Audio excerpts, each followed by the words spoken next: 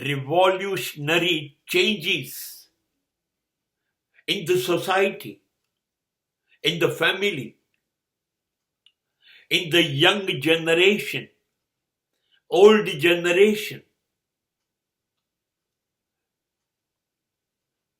Entire mentality is changed.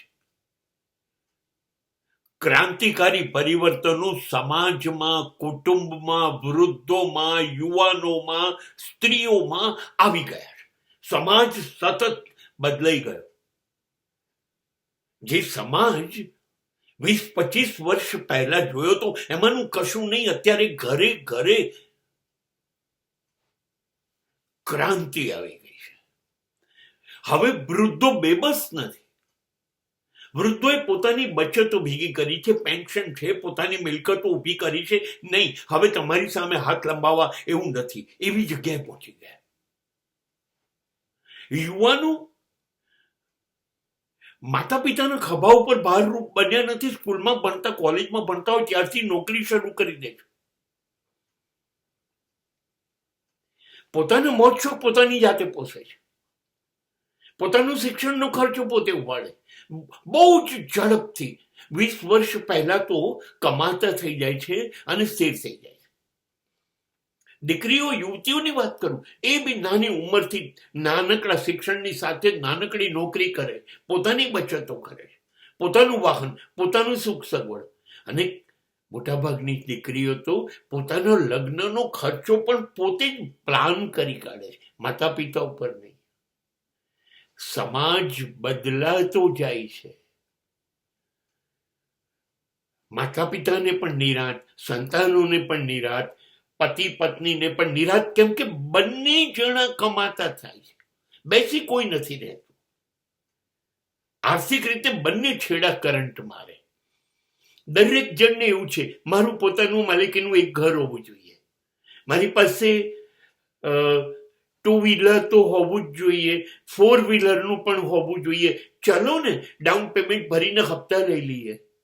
કોઈ ઘર એવું નથી જેની પાસે એર કન્ડિશન ન હોય, રેફ્રિજરેશન, ટીવી, અરે બધા રૂમના ટીવી, વોશિંગ મશીન, ઘરઘંટી, બધું વસાઈને જીવીએ. આવી રીતે સમાજ બદલાતો જાય છે. ઘર દીઠ 2 વ્હીલર, વ્યક્તિ દીઠ ઘર દીઠ 4 વ્હીલર ગાડી, અને ઘરના બધા ડિપાર્ટમેન્ટ ગમે ત્યારે એકબીજાને કહી શકે 50,000 લાખ રૂપિયા પડ્યા છે અને એકબીજાને આપી શકે. એટલી એમની પાસે સેફ સાઈડ હોય. દરેક પોતાનું મનગમતું નાનકડું મકાન, ગાડી, બધું જ નાની ઉંમરમાં. જે વડીલો 60-65 વર્ષે કરતા હતા, એ લોકો આ બધું આ લોકો 30-35 વર્ષે કરે છે. સમાજ બદલાતો ગયો. મા બાપના માથે શિક્ષણની જવાબદારી હતી, ગઈ. મા બાપના માથે જવાબદારી હતી કે લગ્ન કરાવીએ, નહીં, એ યુવાનો પોતે કરે છે. સમાજ દિવસ જાય છે એમ બદલાતો જાય છે. હા, થોડુંક પરિવર્તન બીજું જે વર્ષો જૂનું હતું એ અલગ થઈ ગયું છે.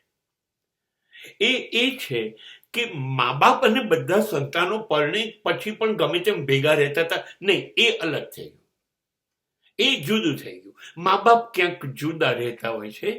દરેક દીકરા દીકરીઓ તો પરણીને સાસરી જવાની જ છે.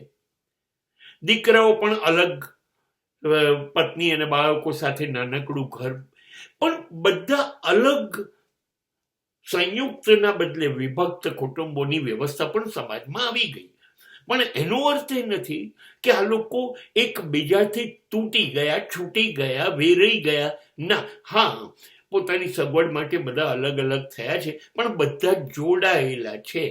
એક નાનકડો મેસેજ અને બધા હાજર. આ કુટુંબોએ નોકરીઓના બદલે બિઝનેસ કરવાનું યુવાનોએ લીધું. આ યુવાનો શેર બજાર તરફ પણ ગયા.